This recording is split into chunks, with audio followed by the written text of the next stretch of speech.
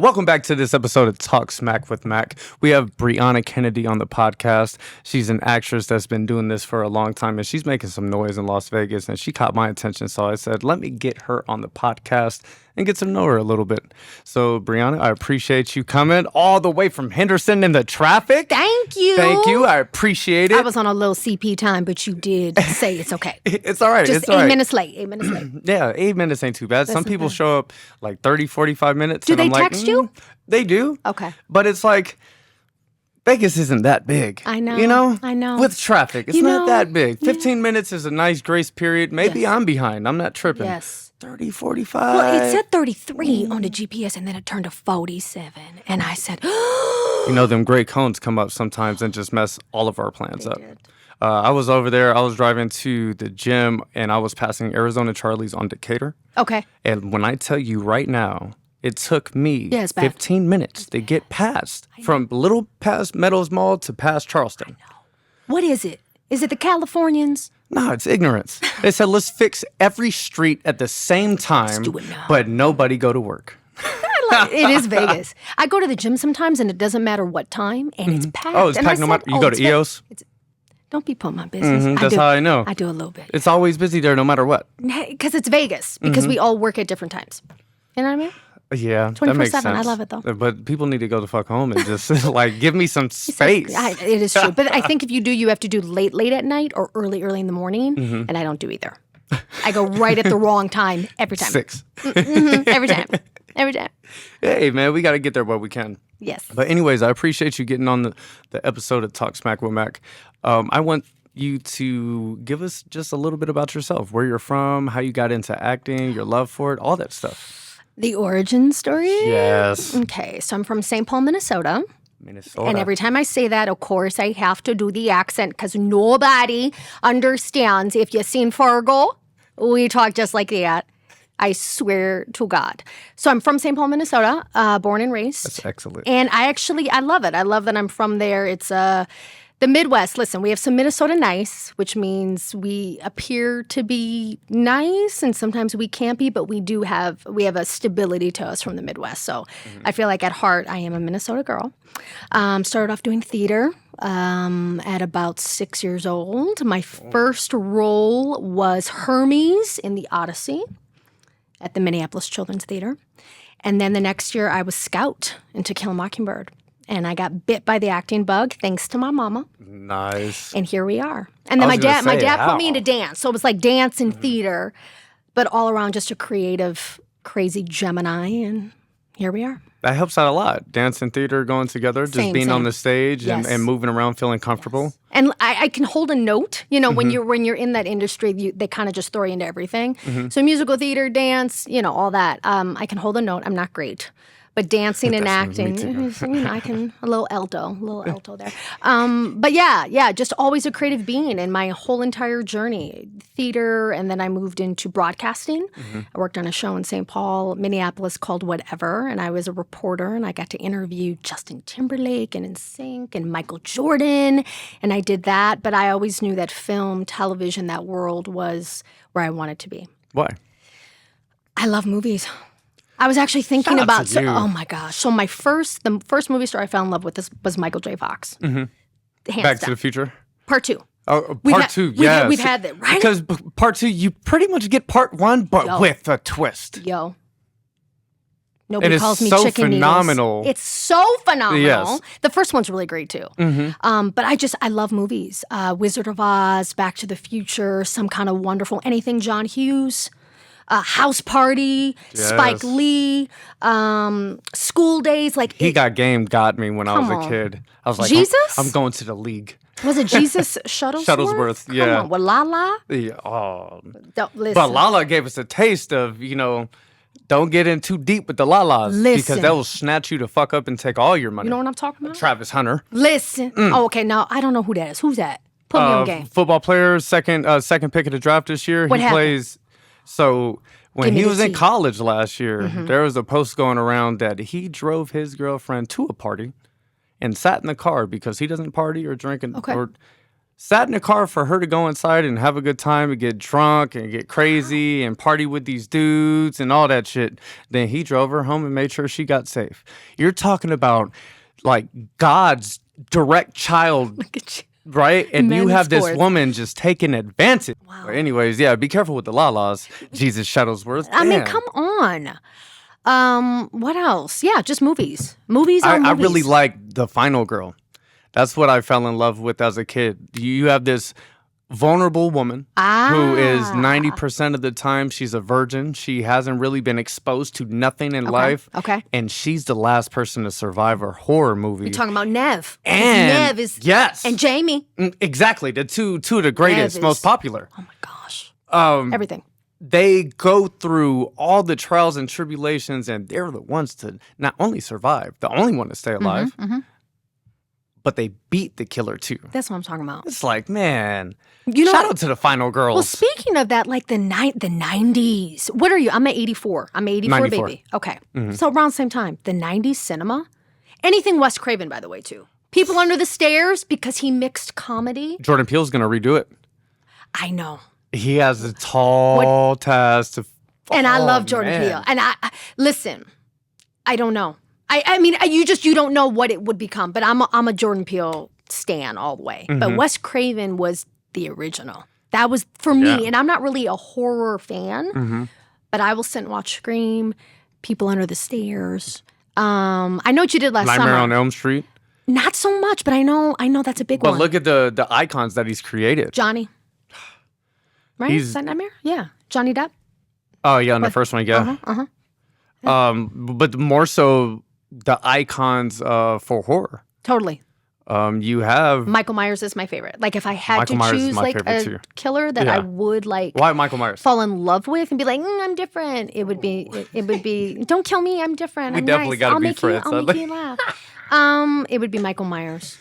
Why? Why Michael? Well, first of all, I love the movies. I love the movie. Not all of them. Like the earlier ones, and then when they brought Jamie back a couple years ago when Yeah. they got him With down in the H2O? basement, I was like, oh yeah, H2O. Oh, got him in the basement? You talking about Resurrection?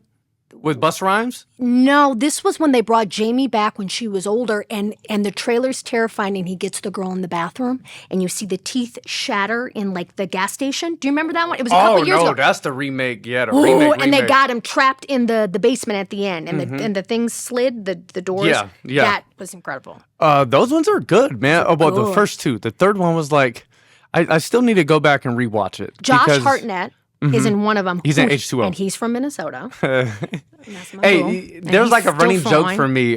His hair is just fucked up in the whole movie. Is it messy? It's that Yeah, grunge.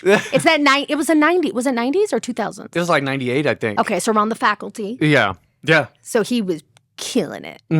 Fine, by the way. He can be with crazy hair. And I guess I mean, clearly it was doing it for him. It but worked. he didn't brush his hair until like 2007. I cannot. I'm gonna go back and look now. Yeah, like- What was Josh Hartnett's hair? Oh, It's every time. It's just everything is going down, and he just it has was a that. piece. It was that like brooding, I think, actory vibe. Maybe. Guess so. Yeah, you know. Maybe somebody was Well, like, "Hey, you look cute like that," and he was like, "I'm never gonna change it." Just moose it. Yeah. Moose How it they up, do it? Just flip it. Yeah, I wouldn't know. So real ones. You said you could talk about real ones. I can. Okay. I saw Okay. you guys. You worked with a lot of my friends. It was cool. Who are your friends? You worked with Sam.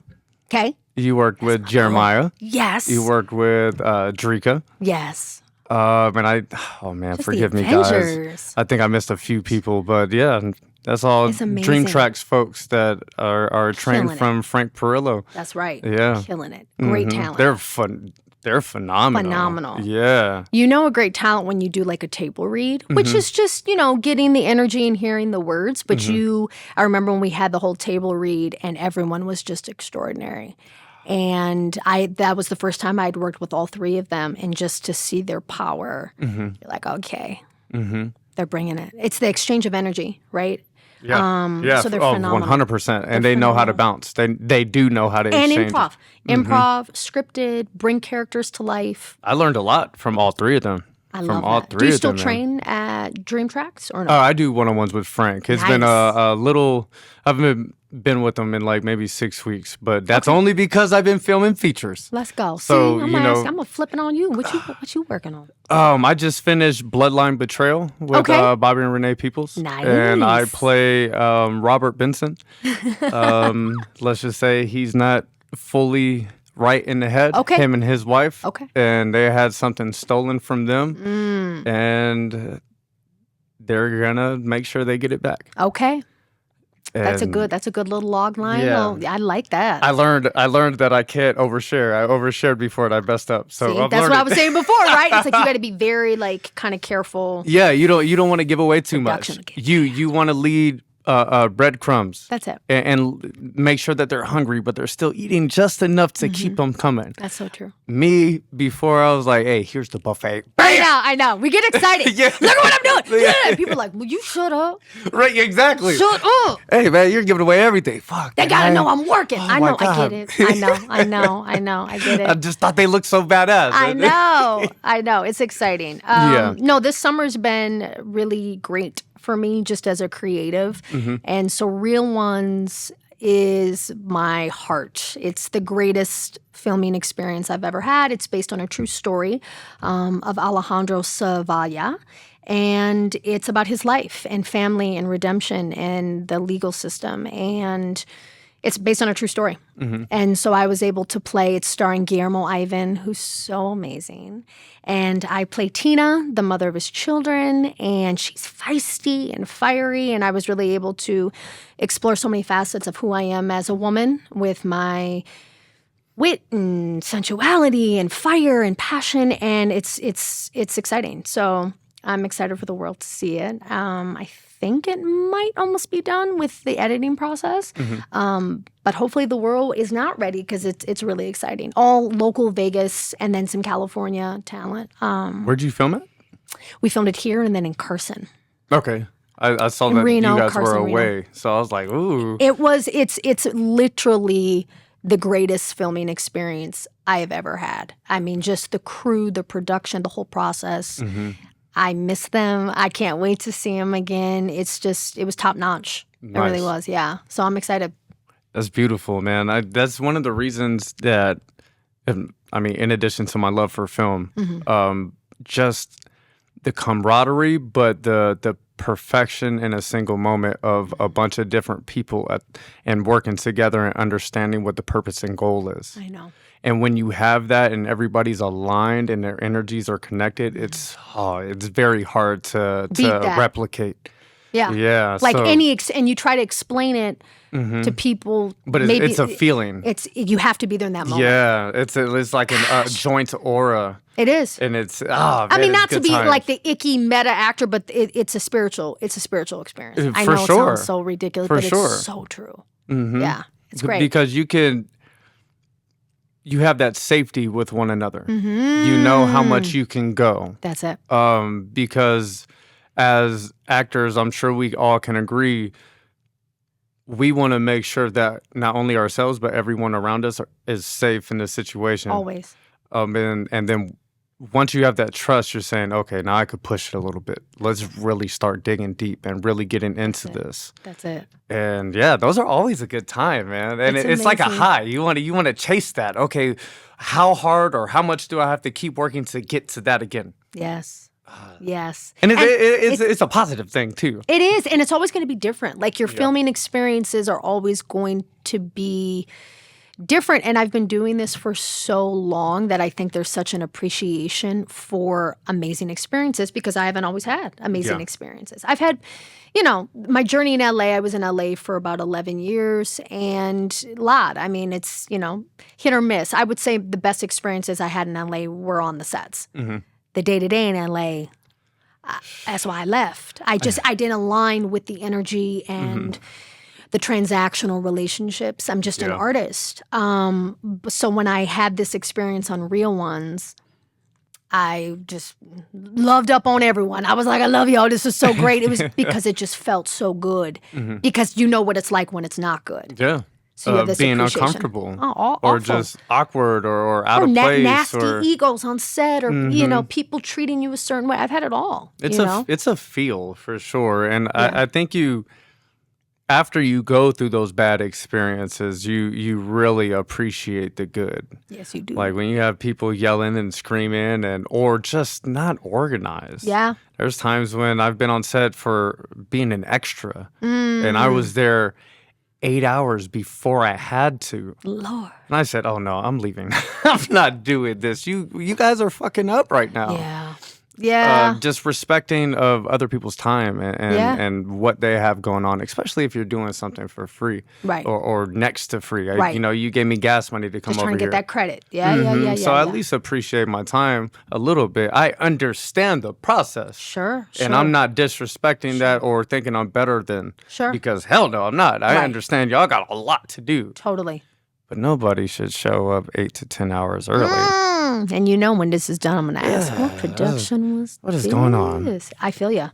So, I feel you. Yeah, man. Shout out to that. Yeah. So you did Real Ones. What's going on next for you?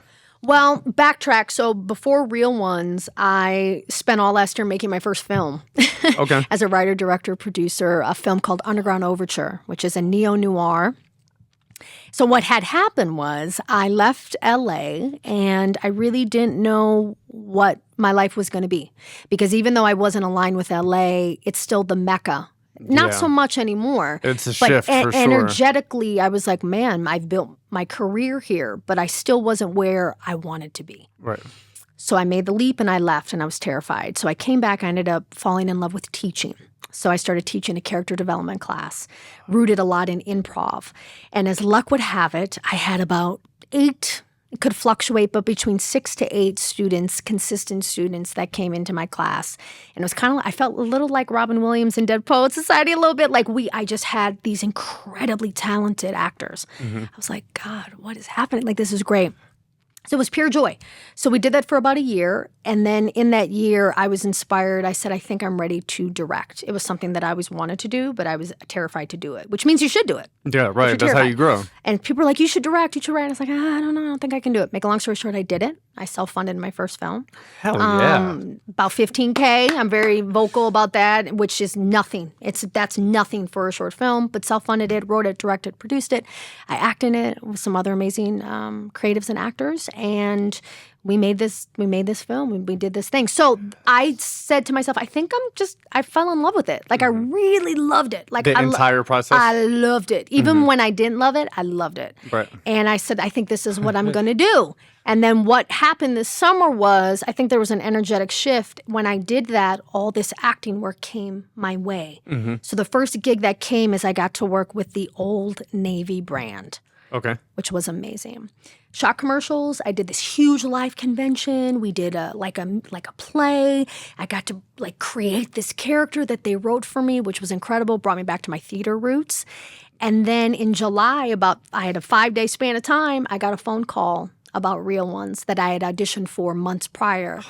Yeah. And then I was like, what is happening? And so I spent my whole summer working, and then I just wrapped another film. I can't talk too much about it, but that came right on the heels of Real Ones. And so this whole summer, that was we just been working. That's the film gods rewarding you for taking that leap. That's been great. Yeah. Yeah, it's been really exciting. Oh, that's exciting, man. Yeah. I just finished up writing a little short that I've been working on for 2 years. Okay, it's tough. And I said, man, I have to do it. So it was maybe a month ago, maybe a little over a month ago, I buckled down. I said, I'm not doing anything until this is done. I love that. And I finished it, and I'm super, super proud of it. Super proud. It's about a kid growing up in an unfortunate situation with an abusive stepfather and a drug addict mother. But his only way out is, he comes to find out, his only way out is the military. Okay. It's a dumber kid.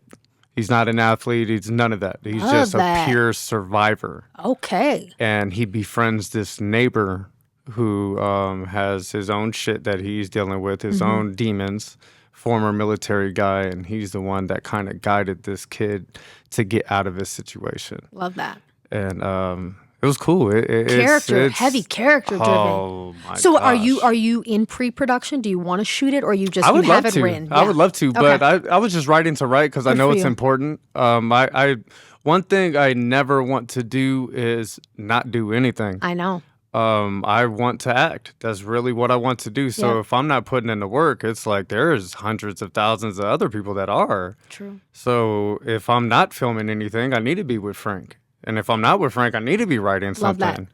Keeping So the creative energy going. yeah, that brain, Yo. and the understanding. You have your breakthroughs. You know, you break through certain barriers, and you have a better understanding of things and Yeah. deeper connection with characters, and you could come up with the whys. That's it. Why is this guy twitching like that? Oh, it's because when he was 12 years old, he got in a car accident when his dad left his mom. Yeah. That's something that I just made up, and now I'm walking with a limp. That's fucking depth right there. Yeah, it is. And that all comes from experience and learning. I was about to say life. Yeah. Listen, not everyone can get into Yale School of Drama or, Tisch or something like that, right? Or Juilliard. But I would say that life, literally living your life, and that's, I think, at my experience, I would tell young actors, that's something I would say. Please do not be afraid to go live your life. Have as many experiences, because that translates onto what you do on that screen. It can be in a look, it can be in a gesture, but it's a person that's been lived in. You can't be lived in and show that on screen if you haven't lived life. Exactly. So live. Don't be afraid, because I was that way too. You're like, oh my gosh, I gotta submit, and what if I miss this opportunity and I don't want to? Let it go just a little bit. Live life, fall in love, get your heart broken. You know what I mean? Like, have multiple jobs. That gives you texture and flavor. And I'm a character actress, and so I think that's the biggest thing I've learned, just to piggyback on what you said. Yeah. It's funny because I didn't understand that until a little bit later, after acting for a few years. I'm like,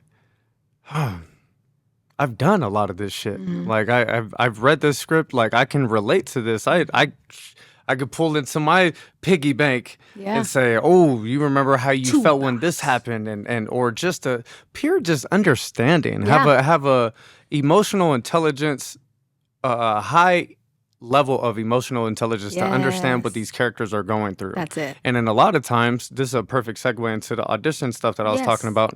But a lot of times when you're going to audition, you get sometimes a little tiny piece. And it could be in the beginning, the first act, second act, third act. You have no idea, and you have to formulate a game plan and formulate a character and everything that this person has been through up until this point. Yeah. And then go. Yeah. So speaking of which, auditions, I wanted to ask you, self-tapes. Yes. They can be tough. Yes. A lot of people have issues with just understanding how to submit a good self-tape. True. From the basics. Your blocking. Your backdrop. Your backdrop. Don't make it hot pink or purple unless they ask for it. Don't do that. Right. Or adding props. Okay. Should you or should you not?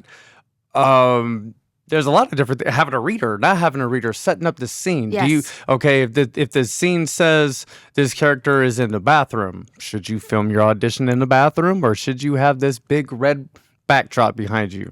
These are questions that actors have all the time. Well, I'm actually glad that you did ask this question, and please forgive me, and I know your viewers will know.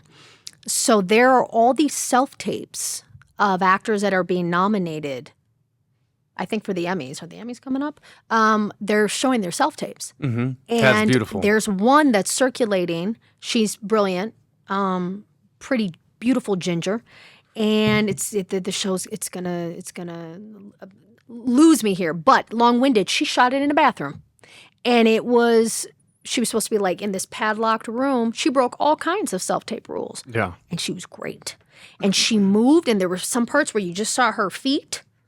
Killed it. So I'm going to be honest with you. Yes, there's the standard, which pretty much I've done, right? I would say all my work since 2020 has been self-tapes booking, and I actually like going in for auditions. I loved that process because there was an energetic exchange. There's an energy that you exchange, yes. And you can feel me, and you can also give me direction to see if I can do that. And that, I think, affects whether you want to book me or you don't. Exactly. So I enjoyed that. So the self-tapes at first, it was daunting, but that's all it is now, honestly. Like, pretty much are self-tapes. So I would say for me, I have my standard backdrop. It's bright blue and gray, I normally do the gray. It kind of depends on what I'm going for. I don't do a whole lot of props. I've seen a lot of breakdowns now where they don't want that. So like if it's a cowboy thing, don't necessarily do the self-tape with a cowboy hat. This is just what I'm reading from casting. I do a lot of cops, right? That's kind of my wheelhouse. I play a lot of cops. You look like a cop. I play a lot. Yeah. Thank you so much. Should I be investigating anything in this house? Thank you. Shit, don't. No, you said don't do it. Yeah, don't. My shit can't get rated. But yeah, so like I wouldn't have a gun in my audition, but you do stuff like this, right? So and I kind of give the essence of a cop. So I I'm a very physical actor. So rather than props, I'm more of a physical. But for the Old Navy audition, the character had a yoga mat. And so I was like, screw it, I got a pink yoga mat, and I used the yoga mat in the audition. Brought life to that character. So I think it depends. You don't want to do something that distracts casting, but if it's something small, maybe if it's like a coffee mug, sure, throw it in there, see how it is. If you can do 2 takes, do one with, do one without. Instead of both. But you still always want it to be about the work. Yeah. So yeah, I think you can do 2 prop heavy. Because that's taken away from you. Correct. Anybody could be replaced because those props look so good. Right. Versus you can't be replaced. Right. It doesn't matter about the props. You're going to make it happen. But what's been great about these self-tapes is all the rules have been broken. I know. And these people embodied, they knew immediately. So I don't know. I think if you got it, and let's say you don't have the best, let's say you had to shoot in front of this, right? Which isn't like a standard maybe self-tape wall. But you're great. They love you. Yeah. That's what they'll see. So what I'm getting from this is, if you're not experienced, learn the basics. Always learn the basics. Do the basics and get Always. that down first. And then after that, if you're experienced in your heart, you're like, this, I see it. Yeah. I see the whole scene. Yeah. It has to be here. Trust your gut. Yeah. I mean, I think every actor's journey's different, so I can only speak on my experience. But I've certainly taken a couple liberties with things, but nothing too crazy. But my goal is the acting or whatever I can capture in a self-tape. And it's hard.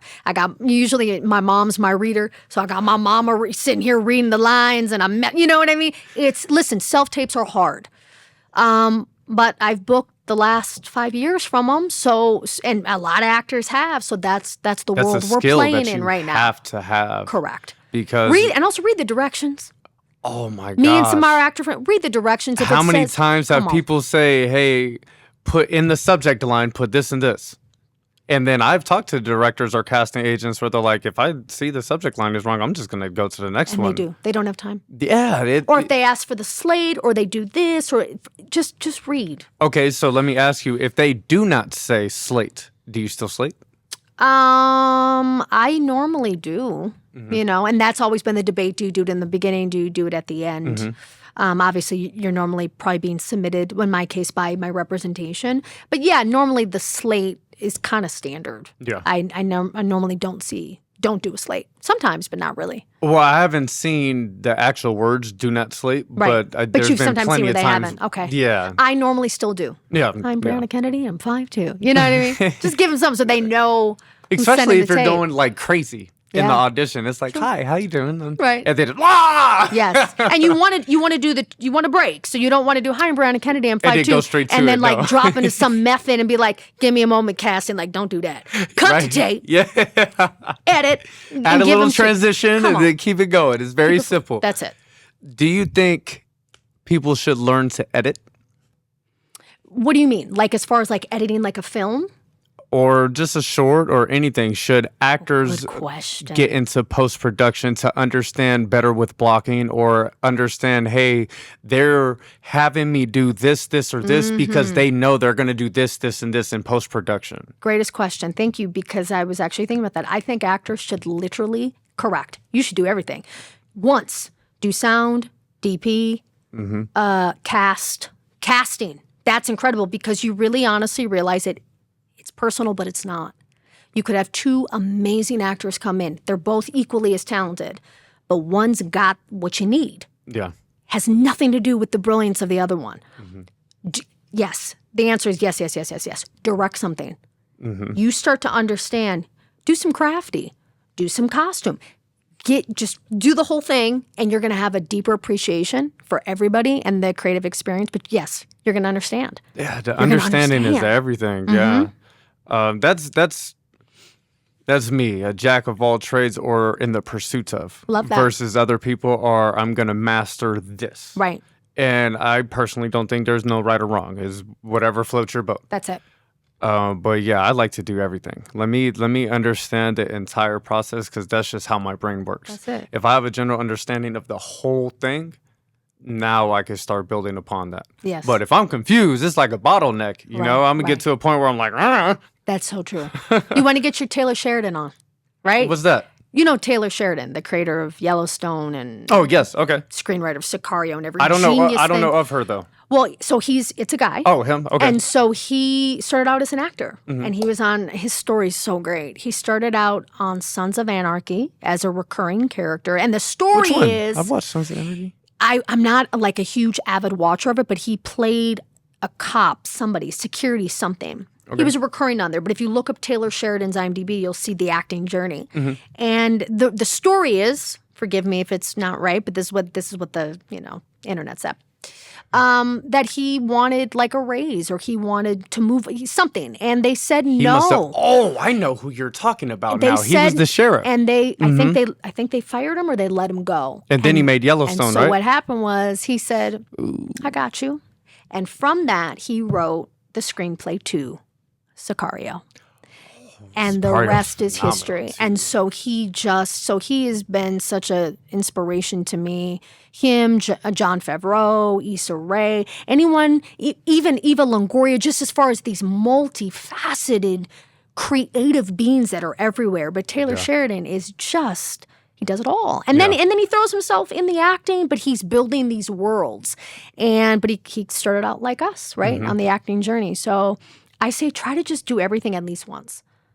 And you never, because you don't know what you'll fall in love with too. That's what happened to me last year. I was like, oh my, I love this. Even when it's brutally difficult. And directing is that it's like on landmines. You just putting out fires and you're doing this but I really loved it so much. And I love actors and I'm an actor. So I have a shorthand with you. I know how to guide you without controlling you, but getting you to where the scene needs to be. Obsessed. I loved it. Yeah. I want to go make a movie. But that's why I'm writing. I'm just storm, because I never know in 5 years, 10 years, who knows what's going to happen. But I know I'll be doing this. So. I don't know. And the industry's changed since I started, or, in LA, and between now and again, they talk about content, whether people agree with it or they don't, with social media and influencers and people being seen and having a built-in fan base. And these are the people that executives are coming to. That's a fact. Whether people like it or they don't. The gatekeepers, I think that's starting to dissolve. Because there's no gate to keep. Because people can do their own thing. We can do this in the Everybody house. has a platform, so they don't have to go and get permission. Correct. Everybody has an opportunity to build their own, and if you're good enough and stay consistent enough, people love you. Your audience is going to tell you. So that's exciting. Let me switch out this battery real quick. But we can keep it going. Cool. Do you think that YouTube is killing the movie star? I don't know enough about it to give an honest answer. Unfortunately, I don't. I would say in general, the ideas of a movie star have changed. Like, think of when we were children and stars would come on the red carpet and the Emmys and the Golden Globes and the excitement of seeing them get out of the limousine. There was no social media. The most we had was Planet Hollywood with like Bruce Willis and Sly Stallone, and we didn't get to see them. So when we saw them on screen, I think Denzel talked about that. We were so overjoyed because we didn't know them. We knew bits of them, or we saw them on David Letterman or, Jay Leno or something like that. So the idea of a movie star, I think, has definitely shifted. I don't think it's what it used to be. Again, for better or worse, but I grew up in a time with you remember when there was the MTV Music Awards? And we couldn't wait to see what Britney Spears was wearing. You know what I mean? No, I don't know what you mean on that one. I didn't care what they were wearing. Really? You weren't into that? You were in the music? Oh yeah. Okay. Yeah, I was there No, just for the music. I was at the fashion. But the whole thing. But my point is the excitement of, Just to your seeing point, them. of a movie star. I don't know if we have that. Mm-hmm. We got some great ones, like Austin Butler's. He's incredible. But I think the excitement, I still get very excited. Like anytime I see, like I'll go to my YouTube and I watch the Denzel and the Spike interviews because I adore them. Well, and I love their interviews because of their perspective and opinions. They're just legends, And yeah. when you have those perspective and opinions from legends that have been through know. it already, I know. it's such invaluable advice. It is. And I think I'm drawn more so to the advice than the person. That's fair. But yeah. that could switch in if I met them in person. Mm-hmm. Like I was just having this conversation with my friends. I'm not one. There may be one or two celebrities where if I saw them in person, I'm like, oh my God, this is fucking crazy. Who are they? I don't know. I would have to really think about it. It's like, give me the tea. But for the most part, I would just be excited to meet them. How you doing? You're just another person. Now, if I was working with them, I'm fucking going crazy. I know. That's different because now they're my peer versus I see them on a pedestal. Sure. Because I don't. Sure. Now you may have more money or have had more opportunities, but I love that. That doesn't change like who you are as a person. Love that. Because I think I'm fucking pretty great. I'm very nice, and I Let 'em try know. to. I'm telling you, Stand 10 toes down on that. You know what I'm saying? So it's What the like, kids say. are you nice? That's Because it. why would I put you on this imaginary That's pedestal and I meet you in real life and you're a piece of shit? That's the greatest part about living in LA for me. That's everyone.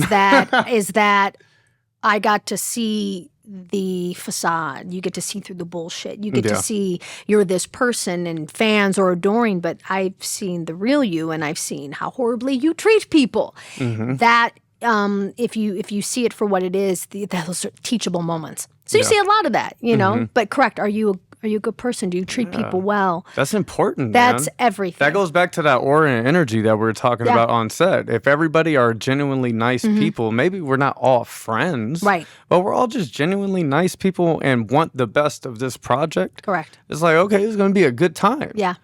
But then when you're all friends too, it's like, damn, it's a It is party fun. and we're working. Or you work and you become close. Or family. you become Yeah. You do become a family. So if you're working on a show and you're a series regular, or you're working on a film for 4, 5, 6 months, you better like each other. And have you ever heard that thing with casting? Where casting, and I don't know if this is true, but I've heard this, that casting would cast someone with less experience, that's more wonderful to work with, than someone that's insanely talented and extremely difficult. I don't know if that's across the board, but I've heard that from casting people, that they'd rather be with actors and people that they enjoy.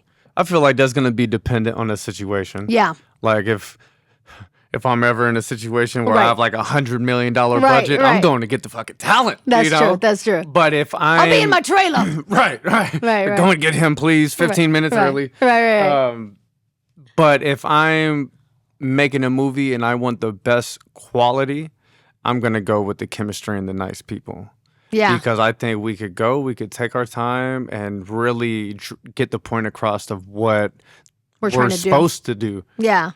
And there's no ego. Nobody's arrogant. No. And it's just like, okay, you could tell me something, but I'm not going to be offended by it. Right. I could learn, and because I know it's just for the betterment of everyone. That's it. So that's a tough question, though. I would say for me, the higher the project, the better the experience. It's that middle ground that gets that gray weird. area. And I'm like, ooh, this energy doesn't feel good in my spirit. Doesn't feel right. Yeah. So it's very weird. I think the higher up you go, it tends to be more delicious, better experience. That's been my journey so far. I'll let you know in a few more years Let's how my go. journey Let's goes. go. Yeah.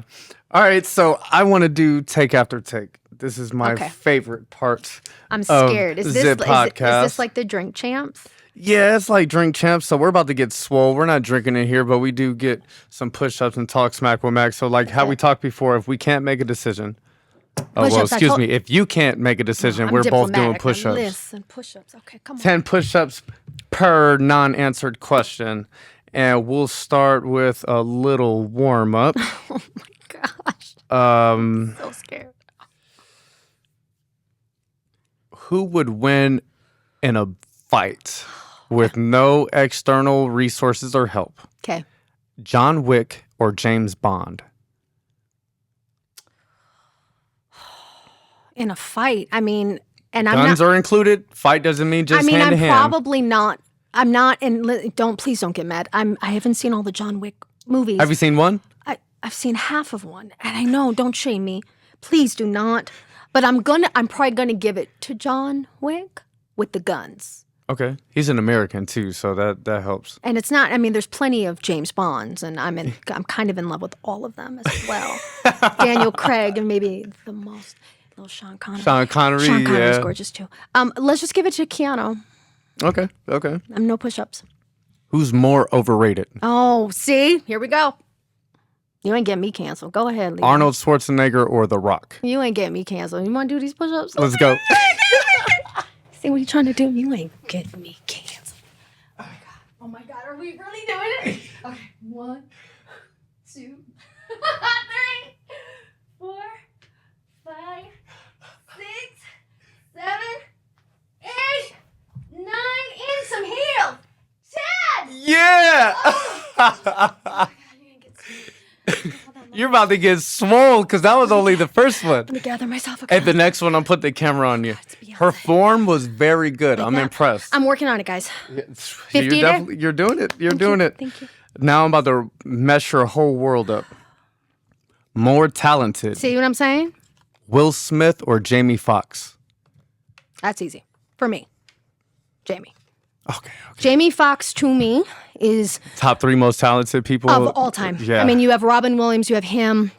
His talent. Did you just see the impersonation he dropped yesterday of Busta Rhymes on his Instagram? Jamie? Uh-huh. I've seen him do. He said, I've been working on it. He just dropped it. That's easy. Because he has a lot. He is, and I've met him. So not only is he probably one of the most talented human beings ever, he is so nice. He is so funny. He is so kind. He is so wonderful. He's all the things. It's Jamie all day. That one's tough. Jamie is just, he's in a league The of body his of own. work. But what can he do? Exactly. Comedy, singing, drama, characters. Instruments. Did you watch his stand-up about he made me want to live in Atlanta. everything? He made you laugh, cry, just love cheer. It was like, this is the most roller coaster ride of emotions I've ever had watching a stand-up ever. 101 for me. And if you can inflict emotion like that, that's your talent screaming. And the comedy, stop. That's easy, yeah. Good for him. He's one of my faves. Daniel Day-Lewis or Denzel Washington? Oh! Push-ups. Because, do you want to know hold on, let me back up. Because you can't do this to me, because there's things here. So have you seen My Left Foot? My Left Foot? That's Daniel Day-Lewis's film where he has cerebral palsy. It's based on the true story. My Left Foot, he won the Oscar for it. But, I mean, it's considered one of the greatest performances in the history of cinema. But it's Daniel Day-Lewis, and then he has the film coming out with the son. But then Denzel, my dad passed away. But my dad was a Gemini, so I always say that my dad is Denzel in Equalizer, and he's Denzel in Training Day. Now, you do with that what you want. Denzel was me and my dad's. My dad looks like him Shout as he out to got your older. Pops. R.I.P. Pop Clancy.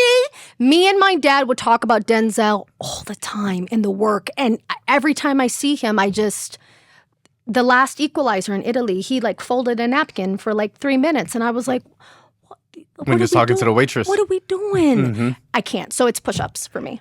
You know, Denzel, that's a very solid trick that he has with the napkin, because he's folded some shit a few times in his movies. Okay. But it's so elegant. Come on. It's telling a story in itself, and it's little intricacies that you can add to your acting bag like that just make you stand out. He's just, So I have a very special. I hope one day I do get to meet him in any capacity, because he looked like when my dad passed away at 57, but they looked like each other, and it's just me and my dad would talk about him. You got a picture of your dad? I do. I have all right, after we're done, I got a lot of pictures of Pops, but I gotta see. But I can't pick because My Left Foot and Daniel Day-Lewis is one of mine. Let's so get swole. It's push-ups. Okay, we're gonna go. Okay, bye. Oh my gosh. Where are we doing this? Let me tuck the girls in. See, I'm at EOS. Are we ready? Yep. Okay, here we go. This One. is Mac's School of Hard Knocks. 3. We get swole on the podcast. I don't even know if this is right. 6. It's looking good. 7. That form, ladies and 8. gentlemen. 9. 10. Okay, you ain't never had this. Okay. Okay. Now, wait a minute. I'm gonna need. Lord have mercy. Now, don't do me like this. I'm gonna start lying now. I'm gonna have to get canceled because I can't do this. Okay. I told you you're about to get swole. I got We them did 20. questions for days. Oh my God. Oh, I didn't do mine. My bad. Oh yeah, do yours. 1, 2, 3, 4, 5, 6, 7, 8, 9, 10. You did that very fast. All right. Back to take after My take, cardio. people. That was great. Okay, wonderful. Continue. Don't you give me an easy one. Oh, I don't know if you answered this question. Who's overall funnier? Oh, okay. Jim Carrey or Adam Sandler? Overall funnier. I can't even do no more push-ups. Because for me, there's two different kinds of funny. You know what I mean? You have Jim very Carrey much. that's more character-y and kind of does the shtick, but then he also can do the drama. And then you have Adam Sandler that's also shown us both sides. And he does some Honestly, I stand-up. can't, because Adam Sandler's a little more understated. But then he's brilliant in dramas, Uncut Gems. And so they've given us both. But they're two different. So I don't really know how you compare those two because they're two different kinds of comedy for me. And I waited on Adam Sandler, and he's a gem. He's an absolute gem. I got to go with Adam Sandler. Okay. Do you have a favorite Adam Sandler movie? I know everyone loves Happy Gilmore, right? Or Waterboy.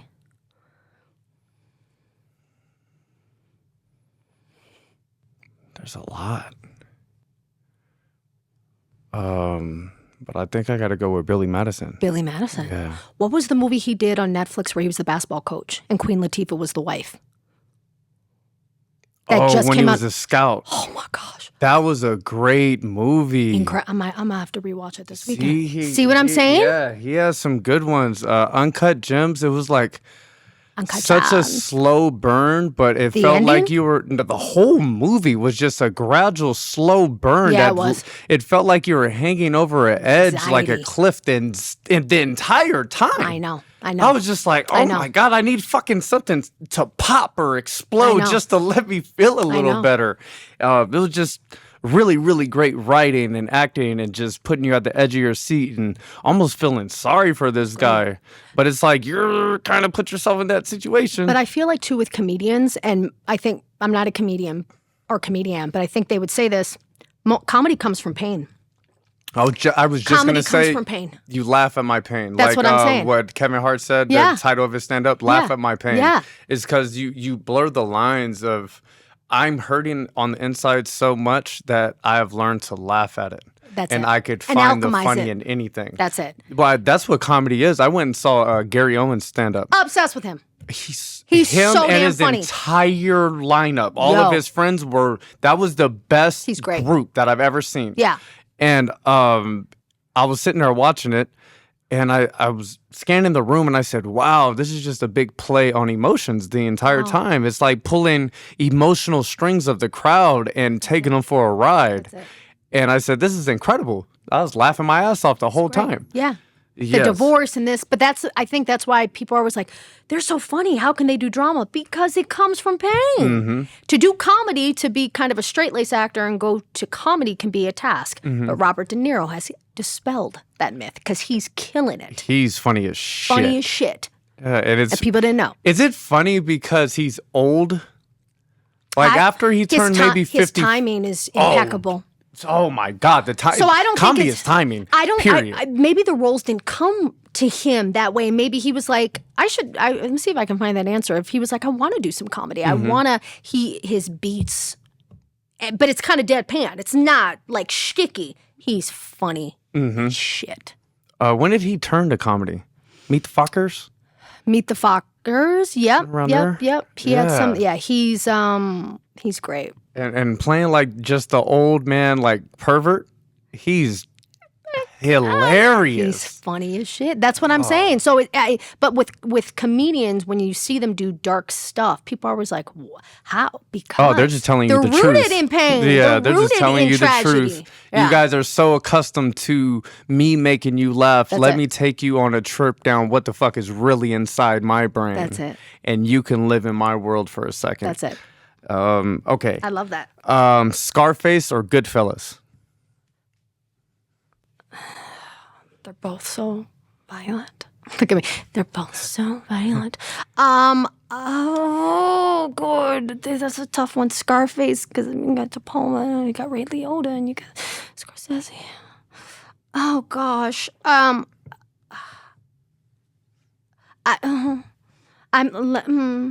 me think here. Because my dad really loved Goodfellas and Scarface and everybody. I'm probably gonna have to go. Scarface. Okay. But I'm not even that well versed. Like I've seen them both, you know what I mean. But they're not, and I know they're gems. But I'll go Scarface. Okay. We'll go De Palma on that one. Better actor: Oh God. Joaquin Phoenix or Pedro Pascal? I'm a guy, and we're gonna do push-ups. Let's get swole. Let's do some push-ups. What are we on? 30? Yep. Sweating. Oh my gosh. Hold on, let me tuck it in. Is this the first time you've had a guest do push-ups? Yes, and I'm so excited. I'm gonna do this every time. I've been flirting with the idea. 2, I'm actually sweating. 3, 4, 5, 6. This has to go in your trailer. 7, 8, 9, 10. If you don't ask me another easy question, Levi. Oh my God, I'm full-blown sweaty. Okay. Hey, good for you. The form this entire Do you time like has it? Well, been I excellent. think the big shirt, it kind of, I don't know if the form's great, Oh, but I'm looking at the elbows. pretty good, right? Yeah. So I'm trying to get him in because I'm trying to get this. I'm trying to get that cut. Okay, here we go. 1, 2, 3, 4, 5, 6, 7, 8, 9, 10. Are we auditioning for a sequel of G.I. Jane? Hey, probably you would crush. I would shave all my hair for that. That would be Demi Moore. That like in that movie, she is. So, oh God, I'm in Can you love with flip her. that over, please? Flip. What do you want? Just the screen so I can see myself. Yeah. Right there. Yep. Perfect. Hey, there we go. He said, "There you are." Yeah, no, I'm in love with her in that movie. G.I. Jane. Let's go. I got some good ones. Okay. Oh, another 2 more better actors. Robert Downey Jr. or Brad Pitt? Why are you doing this to me? You can't do this to me. You got to pick? I can't. Because they're both amazing. Yeah, they are. For completely different reasons. I'm Robert Downey Jr. Weird Science. I'm like in the 80s. Like that. Please tell me you've seen Weird Science. I've seen Weird Science. Not for a very long time, You though. know, you remember him in that, right? Nope. He was one of the asshole friends, and they're obsessed with Lisa. They're the douchey. I could see good-looking- his face from that movie. He's so brilliant. And then I just watched F1 for the first time. Still haven't seen it. Again, Brad Pitt, this is a star. Mm-hmm. The moment he hit the screen in Thelma and Louise, Some people just have that look, that aura, that charisma. you're a star. Yeah. The moment, like we had those moments. You had him. You had even J-Lo and Selena. And I know she had done stuff before, but there's a moment where you're like, oh, a star is born. Like, we'll never forget this moment ever again. For me, that was like, first let's get your answer. I don't. We about to do push-ups? Oh, God. Let's go. I'm about to do the girl push-ups. This better be the last question. I'm doing the girl push-ups. 1, 2, 3, 4, 5, 6, 7. I won't even record this bullshit. 8, 9, 10. Those ones are bad. Knees on the ground. I'm disappointed. The questions won, people. 100% sweaty. Okay, go ahead. Yes. Ben Affleck, Christian Bale. Why are you? Oh, we're talking about We're talking about acting. Uh-huh. Christian Bale. But I adore Ben Affleck He's great. as a director, and he's had some great moments in The Town. But if we're going to talk about a body of work and a shapeshifter, it's Christian Bale is a freak. Christian Bale is up there with absolutely one of the greats. I mean, you that's a shapeshifter. The weight gain, the weight loss. Okay, a better shapeshifter, Christian Bale or Johnny Depp? That again, I was just talking about Johnny Depp the other day. I don't know. I mean, they're just both brilliant. And that was a little trick question. That can't count for push-ups because that wasn't on the list. So you're going to give me this. I can't pick on that either because they're both incredible to me. But I don't know. I can't. Oh, my gosh. I still feel like Christian Bale might edge that out just a little bit for me, but not to take anything away. A lot of these are subjective. What you prefer, what type of movies you like. And it's tough because it's like I love so much of all their work, right? And so, like Ben Affleck, I think the directing, I don't think people knew. And then you had Argo and then The Town. The fucking Town. Was it called Gone Girl? Come on. Movie. He's such a great director. Yeah. So, but when we come to acting, Christian Bale's that's 1-on-1. All right, we're going to flip over to the horror side, so this might be a little bit easier for you. I'm pitting through my shirt, but go ahead. Go ahead. What's scarier? The Exorcist or The Conjuring? Oh my gosh. See, here's the problem. I've only seen half of The Conjuring, but I grew up with The Exorcist. Linda Blair, right? Yeah. I have a tattoo of her right here. I'm going to have to probably go The Exorcist. Maybe? I don't know. It's not fair because I haven't seen all of The Conjuring. But The Exorcist, that movie was made 50 years ago, and you could still go watch it, and it's scary as hell. That's what I'm saying. That is even Psycho. And you didn't even see that in the show, but the way he did it, Hitchcock. So I'm going to have to do The Exorcist. Yeah, I'm not mad at you. That movie is just oof. Terrifying. Better franchise. Okay. Friday the 13th or Nightmare on Elm Street. And if you have to just throw an opinion on there because you haven't seen them or That's whatever. what I'm saying. Yeah. Okay, Friday the 13th or Nightmare on Elm Street, Freddy Krueger. Let's do Freddy because, okay. Freddy's my second bay of psychopaths that I would date after Michael Myers. So. Bigger impact on the genre. Okay. On the horror genre. Okay. Scream? Yes. Or Saw? Oh, Scream! For me personally, it's not even. Scream is actually one of my favorite movies, and I'm not even into the genre like that, and it's because he flipped it on its head.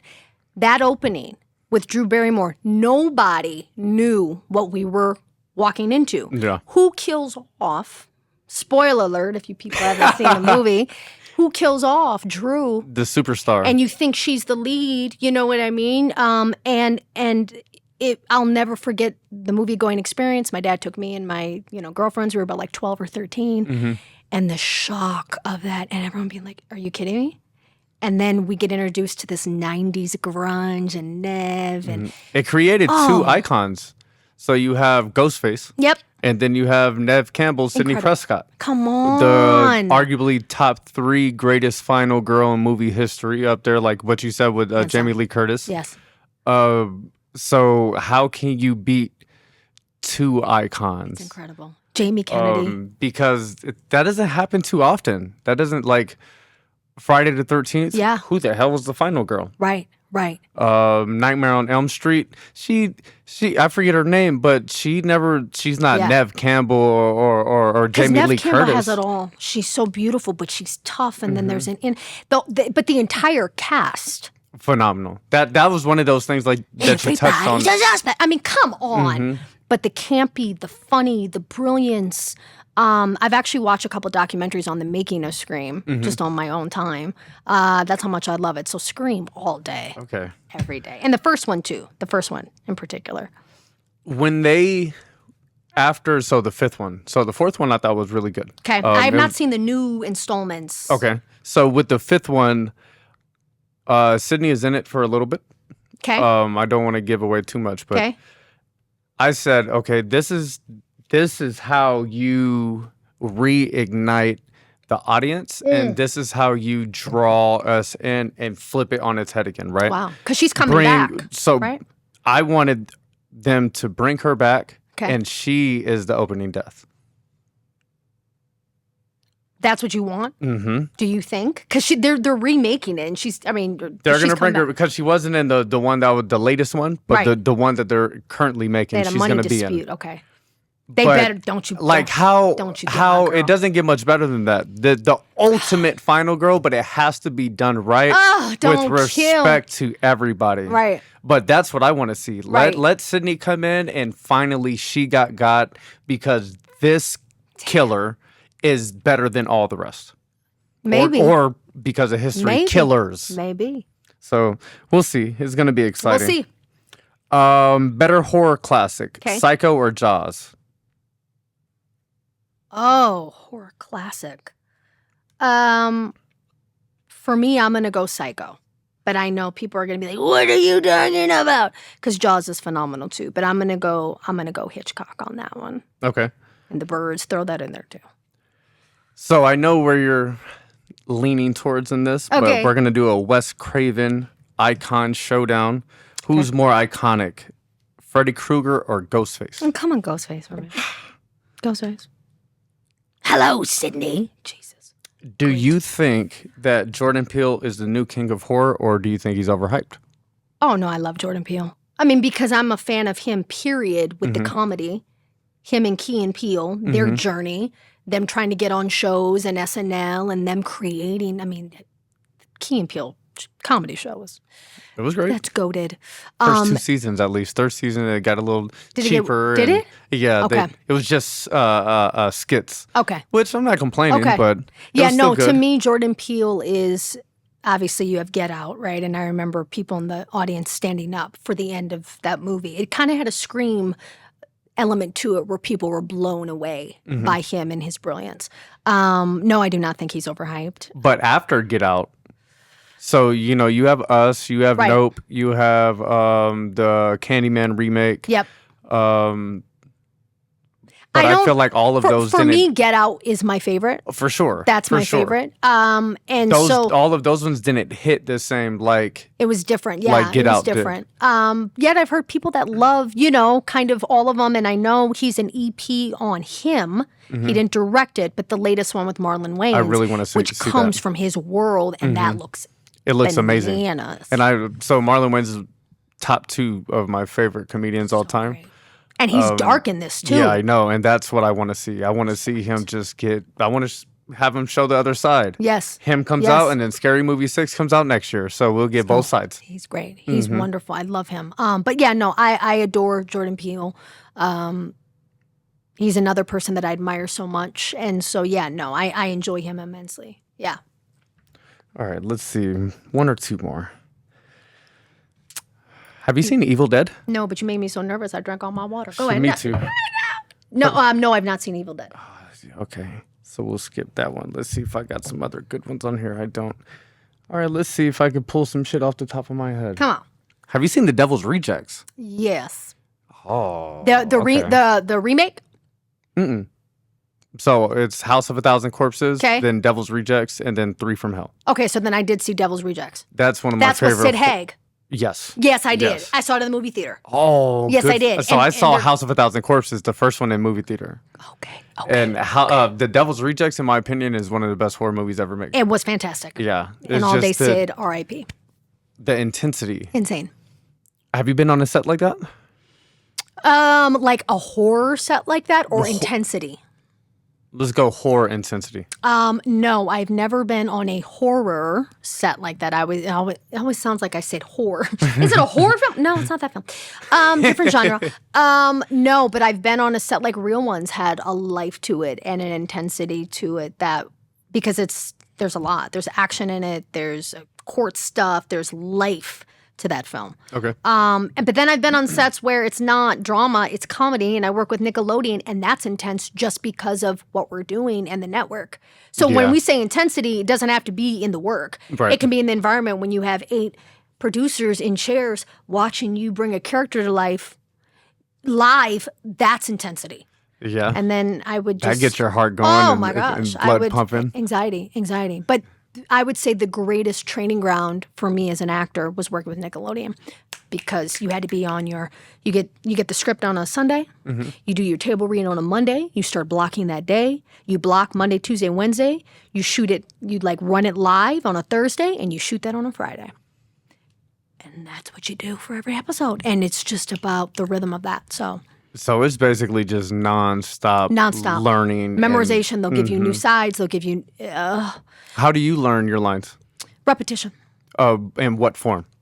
Me saying it over, but I also need someone to say the lines back to me, because there's something about hearing someone say the line before yours. If you are not used to hearing someone else say the line, it sometimes trips me up and I'll blank. So I need to literally practice with somebody. Okay. Right? Or you can do something on your own too, where you record the lines yourself. That's what I do. And then you press play so you can get it, it's muscle memory. And then you get it.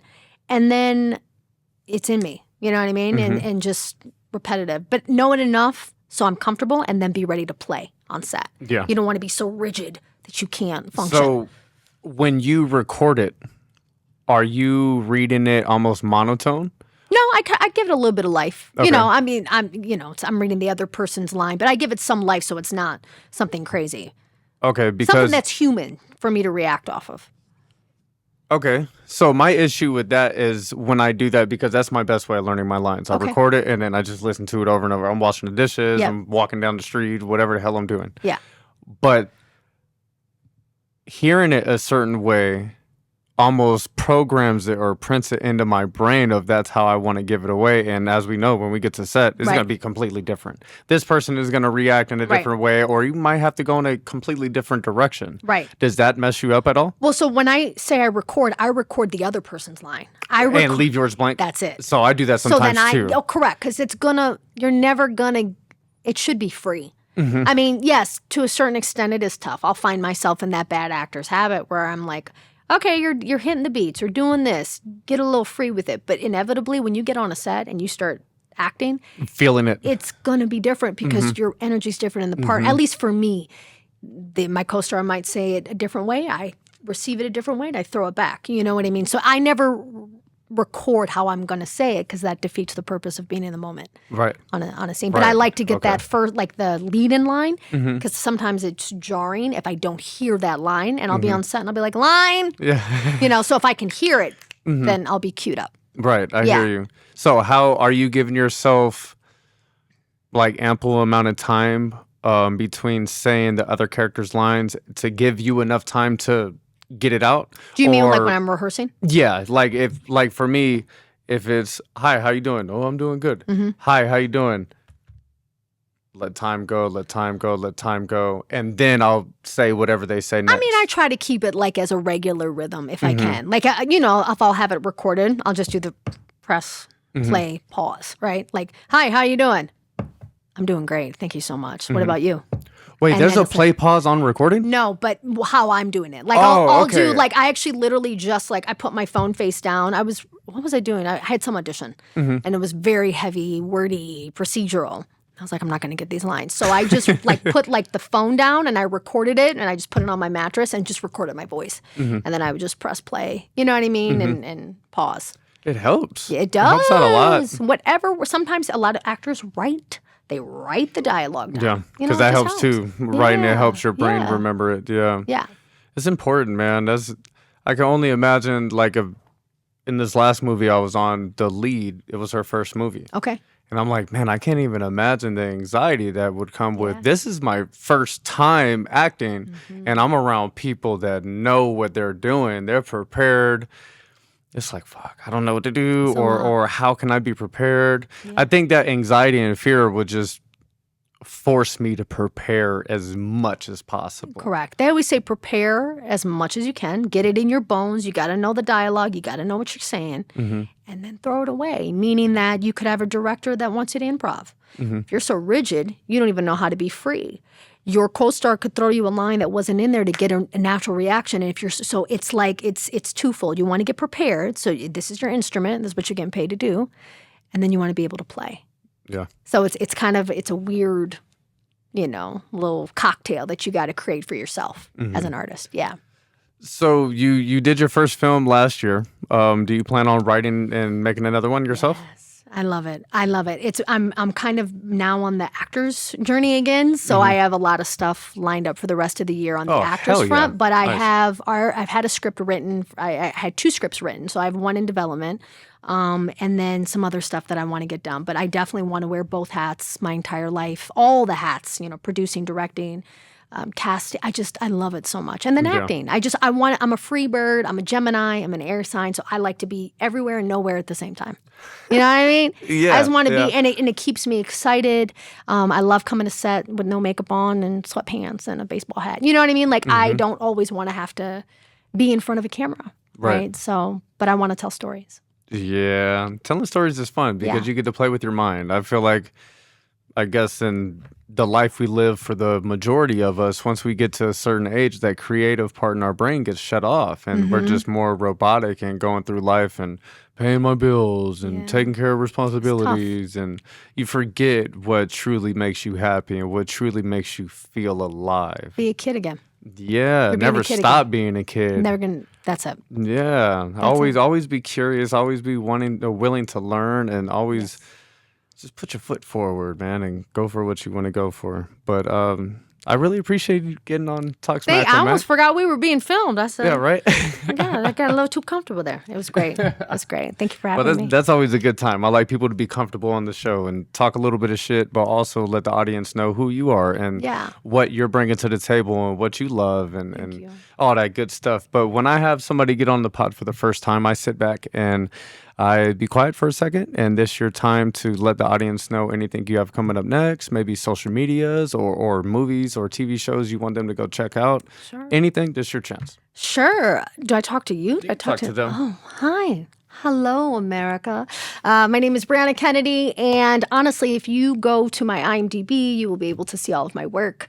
I've worked on some great films and television shows, and I am so excited for Real Ones that is coming out hopefully sooner than later. It's going to be amazing. And then I have another film. I can't talk too much about it, but we have some heavy, heavy hitters in it.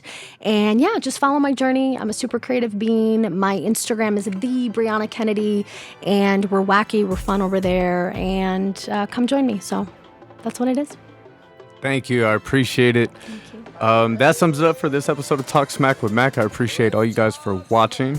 And also, I want to let everybody know that if you are having issues with your auditioning and self-tapes, here at Talk Smack with Mac, we do have coaches and we can film you, be a reader for you, and do all your edits for you.